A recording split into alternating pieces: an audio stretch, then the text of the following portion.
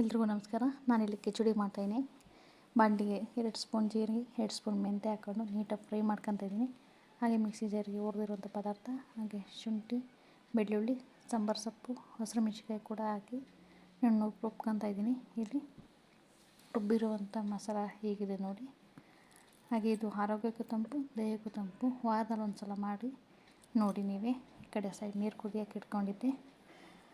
ಹಾಗೆ ಈ ಕಡೆ ಕುಕ್ಕರ್ಗೆ ಬಾಣಲಿ ಎಣ್ಣೆ, ಸಾಸಿವೆ, ಜೀರಿಗೆ, ಹಾಗೆ ಕಡಲೆಬೇಳೆ ಕೂಡ ಹಾಕ್ತಾಯಿದ್ದೀನಿ. ಗೆಜ್ಜಿರುವಂಥ ಬೆಳ್ಳುಳ್ಳಿ, ಕರಿಬೇವು, ಉದ್ದಕ್ಕೆ ಹೆಚ್ಚಿಟ್ಟಿದ್ದಂಥ 2 ಈರುಳ್ಳಿ ಹಾಕ್ತಾಯಿದ್ದೀನಿ. ನೀಟಾಗಿ ಫ್ರೈ ಆದಮೇಲೆ ಟೊಮೊಟೊ ಕೂಡ ಯಾರೂ ಹಾಕಲ್ಲ, ನಾನು ಟೊಮೊಟೊ ಹಾಕ್ತಾಯಿದ್ದೀನಿ. ಹಾಗೆ ಈ ಕಡೆ ನೀರು ಮಳ್ತಾಯಿದೆ ನೋಡಿ. ರುಬ್ಬಿರುವಂಥ ಮಸಾಲ ಕೂಡ ಹಾಕಿ ಅದು ನೀಟಾಗಿ ಹಸಿ ವಾಸನೆ ಎಲ್ಲ ಹೋಗಬೇಕು. ಹಾಗೆ ಎಣ್ಣೆ ನೀಟಾಗಿ ಬಿಡ್ತಾ ಇರುತ್ತೆ ನೋಡಿ.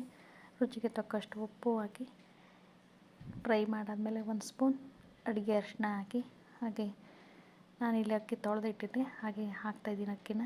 ಇಲ್ಲಿ ಅಕ್ಕಿ ಎಷ್ಟು ತಾಂತೀನೋ ಅಷ್ಟು ನೀರು ಈ ಕಡೆ ಕುದಿಯೋಕೆ ಇಟ್ಕೊಂಡಿದ್ದೆ. ಸೊ ಆ ನೀರನ್ನ ಇಲ್ಲಿ ಹಾಕ್ತಾಯಿದ್ದೀನಿ. ಒಂದು ಸಲ ನೀಟಾಗಿ ಮಿಕ್ಸ್ ಮಾಡಿ, ಹಾಗೆ ಒಂದು ಕುದಿಯಬೇಡಿ. ನೀಟಾಗಿ ಕುದಿಯುವಾಗ ಲಿಡ್ ಕ್ಲೋಸ್ ಮಾಡಿ ನೋಡಿ. ಈಗ ಕುದೀತಾ ಇದೆ. ಒಂದು ಸಲ ಕೈ ಆಡ್ಬಿಟ್ಟು, ಅದು ಒತ್ತದ ತಳ ಹಿಡಿಯೋದು ಜಾಸ್ತಿ, ಕೈ ಆಡ್ಬಿಟ್ಟು ಕುಕ್ಕರ್ ಲಿಡ್ ಕ್ಲೋಸ್ ಮಾಡಿ.